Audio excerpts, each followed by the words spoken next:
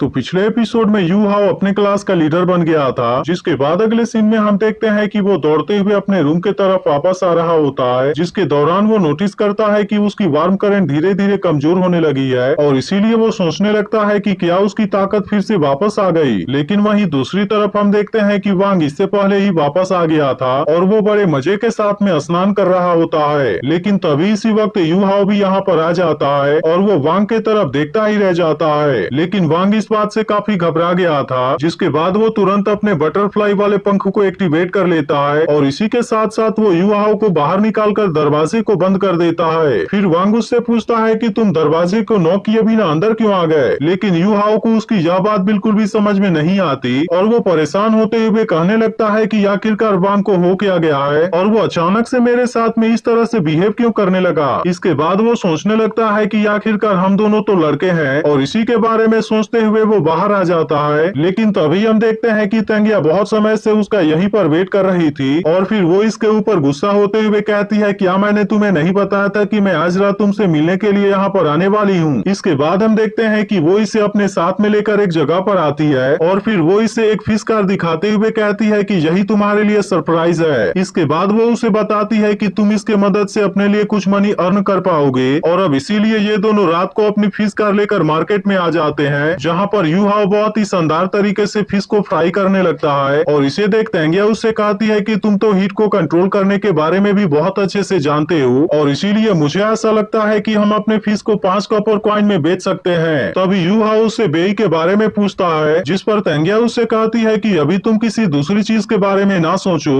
और तुम केवल फिश के ऊपर फोकस करो। अब कुछ देर के बाद यू हाओ फिश को बनाकर तैयार कर देता है और तेंगिया भी इसे बेचने के लिए इसमें इसकी मदद करने लगती है। लेकिन हम देखते हैं कि कोई भी इनके फिश को खरीदने के लिए रेडी नहीं था, जिसके वजह से तेंगिया इसके प्राइस को धीरे धीरे कम करते जाती है। लेकिन फ्री कर देने के बाद भी कोई इनके फिश को लेने के लिए रेडी नहीं होता। अब इस बात से ये दोनों काफी परेशान होकर वहीं पर बैठे होते हैं। लेकिन तभी इसी वक्त यहाँ पर एक टीचर आते हैं और वो इनके फिश को खाने के बाद पूरी तरह से हैरान हो गए थे, क्योंकि आज तक उन्होंने इतना टेस्टी फिश कभी नहीं खाया था। तब इसके बारे में सुनते ही बाकी लोग भी यहाँ पर आने लगते हैं, इसलिए तेंगिया अपने फ्री वाले इवेंट को खत्म कर देती है। जिसके बाद हम देखते हैं कि बाकी लोग भी इनके फिश को खरीदने लगे थे और फिर देखते ही देखते इनका पूरा फिश लगभग खत्म हो जाता है। इसके बाद हम देखते हैं कि यू हाओ और भी फिश को पकाने लगा था, लेकिन तभी इसी बीच यहाँ पर एक बहुत ही खूबसूरत लेडी आती है, जिसे देख सभी लोग कहने लगते हैं कि वो यहाँ की सबसे खूबसूरत लेडी है और वो भी यू हाओ के सामने आकर उसके फिश के प्राइस के बारे में पूछती है, जिस पर यू हाओ उसे एक फिश का प्राइस 5 कॉइन बताता है। लेकिन इस पर वो लड़की उससे कहती है कि इसकी कीमत तो बहुत ज्यादा है और मुझे ऐसा लगता है कि इसकी कीमत 3 कॉपर कॉइन होनी चाहिए। तब इस पर यू हाउ से कहता है कि ऐसा नहीं हो सकता और वैसे भी आज के मेरे सभी फिश सोल्ड आउट हो चुके हैं। यह सुनकर वो लड़की उससे कहती है कि अगली बार मैं इसे ट्राई करने के लिए आऊंगी और अब इतनी बात कहने के बाद वो यहाँ से जाने लगती है। पर तभी अचानक से कोई यू हाउ के ऊपर कॉइन फेंक कर मारता है, जिसे देखते ही तेंगिया इसके अटैक से यू हाउ को बचा लेती है। लेकिन फिर हम देखते हैं कि यह अटैक असल में सुसैन ने किया था और इसके बाद वो फिर से यू हाउ के ऊपर भी अटैक करने के लिए आ जाता है। लेकिन यू हाउ इसके सामने कुछ भी नहीं कर पाता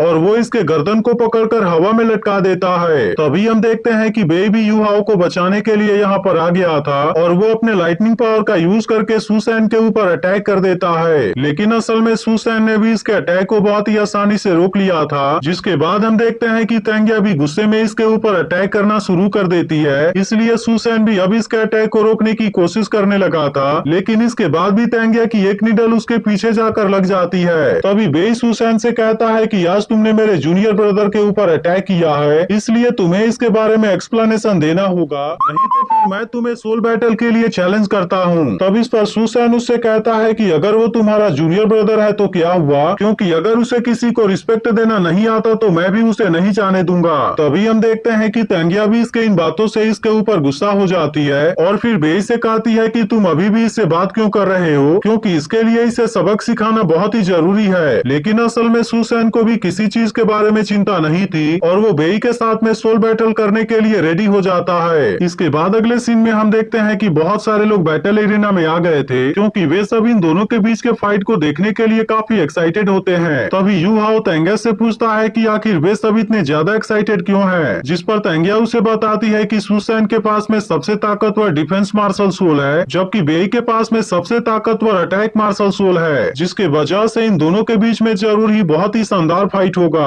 वहीं दूसरी तरफ हम देखते हैं कि बेई सुसैन की मदद कर रहा होता है और वो उसके बॉडी में लगे नीडल को निकाल देता है। वहीं दूसरी तरफ हम देखते हैं कि वांग भी इनके फाइट को देखने के लिए यहाँ पर आ गया था, जिसे देख यू हाओ कहता है कि तुम यहाँ पर क्यों आए हो, जिस पर वांग उससे कहता है कि तुम ही तो उन दोनों ताकतवर लोगों के बारे में बात कर रहे थे और इसके वजह से ही मुझे भी इनके फाइट को देखने के लिए यहाँ पर आना पड़ा। तभी उसे देख तेंगिया यू हाओ से कहती है कि तुमने तो इसके बारे में मुझे कभी बताया ही नहीं, जिसके बाद यू हाओ भी इन दोनों को एक दूसरे के बारे में बता देता है। तभी तेंगिया कहती है क्या तुम इसे भी तैंग क्लैन को ज्वाइन कराने में मेरी मदद कर पाओगे। यह सुनते ही वांग हैरान होते हुए उससे पूछता है कि क्या तुम तैंग क्लैन से हो, जिसके बाद तेंगिया भी उसे बताती है कि मैं तैंग क्लैन की लीडर हूँ और इसी के साथ वो उससे पूछती है कि क्या तुम इसे ज्वाइन करना चाहोगे। जिसके बाद हम देखते हैं कि वांग भी तुरंत इसके लिए मान गया था और कहता है कि मैं भी तैंग क्लैन के हिडन वेपन्स के बारे में सीखना चाहता हूँ, जिसके बारे में सुनकर तेंगिया उससे कहती है फिर मैं इसके बारे में सोचकर तुम्हें बताऊंगी। लेकिन तभी इसी वक्त हम देखते हैं कि वेई और सुसैन यहाँ पर आ गए थे और अब वे दोनों अपने अपने पावर का यूज करके एक दूसरे का सामना करने के लिए रेडी भी हो जाते हैं। इसके बाद हम देखते हैं कि सभी लोग इनके फाइट को देखने के लिए एक्साइटेड होते हैं और तभी तेंगिया यू हाओ से चुपके से कोई काम करने के लिए कहती है, जिस पर यू हाओ कहता है मुझे ऐसा नहीं लगता कि यह सही आइडिया है। लेकिन इस पर तेंगिया उससे कहती है कि तुम तो क्लैन के लिए इतना जरूर कर सकते हो। वहीं दूसरी तरफ हम देखते हैं कि अब इन दोनों के बीच का मैच शुरू हो गया था और वे दोनों अपने अपने मार्शल सोल को एक्टिवेट करके एक दूसरे के साथ में फाइट करने के लिए रेडी भी हो जाते हैं। तभी तेंगिया कहती है कि सुसैन के पास में एक ताकतवर म्यूटेटेड मार्शल सोल है, जिसे कि सुवानलिंग double attribute of water and land के नाम से जाना जाता है। लेकिन इसी के साथ ऐसा माना जाता है कि इसे हरा पाना नामुमकिन है। इसके बाद हम देखते हैं कि बेई अपने पावर का यूज करके सुसैन पर अटैक करने आ गया था, लेकिन सुसैन ने भी अपने आर्मर को एक्टिवेट कर लिया होता है और इसके मदद से वो इसके हर एक अटैक से खुद को बचाने लगता है। लेकिन तभी इसी वक्त बेई अपने third soul skill dragon claw को एक्टिवेट कर लेता है, जिसके वजह से उसकी ताकत और स्पीड बहुत ज्यादा बढ़ गई थी और इसका यूज करके वो सुसैन के ऊपर अटैक करने की कोशिश करने लगता है। लेकिन अभी भी हम देखते हैं कि सुसैन को इसके बारे में कोई चिंता नहीं थी और अब इसी के साथ वो इसके अटैक को रोकने के लिए अपने first soul skill mystery circle को एक्टिवेट कर लेता है। अब इसके फॉर्मेशन के वजह से बेई इसका कुछ भी नहीं कर पाता और इसी के साथ सुसैन भी अपने पावर का यूज करके इसके ऊपर अटैक करना शुरू कर देता है, जिसके वजह से हम देखते हैं कि बेई इसके सामने कमजोर पड़ने लगा था। तभी इसी वक्त हम देखते हैं कि यू हाओ अपने स्पिरिचुअल आई को एक्टिवेट कर लेता है और अब वो अपने सोल स्किल का यूज करके बेई की मदद करना चाहता था। जिसके बाद हम देखते हैं कि अचानक से इसके पावर के वजह से सुसैन को कुछ हो जाता है, इसीलिए वो बेई के अटैक को रोकने के लिए कुछ भी नहीं कर पाता और इस तरह से बेई उसे इस बैटल में बहुत ही आसानी से हरा देता है। अब इस तरह से बेई इस सोल बैटल का विनर बन गया था, जिस बात से तेंगिया भी काफी खुश हो गई थी। लेकिन तभी यू हाओ कहता है कि वैसे तो मैं डिटेक्शन शेयरिंग के साथ में स्पिरिचुअल प्रोब का यूज करना चाहता था, लेकिन मैं इस वक्त ऐसा नहीं कर पाया। और फिर वो याद करने लगता है कि टियानमिंग ने कहा था पर्पल डिमन आई का इफेक्ट बहुत ही ग्रेट होगा, लेकिन असल में इसके वजह से यू हाओ की सारी सोल पावर कंज्यूम हो गई होती है और फिर वो अचानक से बेहोश हो जाता है। लेकिन इस पर तेंगिया उससे कहती है कि तुम इसके बारे में चिंता ना करो, क्योंकि वो कुछ देर के बाद फिर से सही हो जाएगा। इसके बाद हम देखते हैं कि वो इसे लेकर वापस रूम पर आ जाते हैं, जहाँ पर बेई इसे हील करने के लिए सुबान सुई डैन देता है। लेकिन इस बात से वांग काफी हैरान हो गया था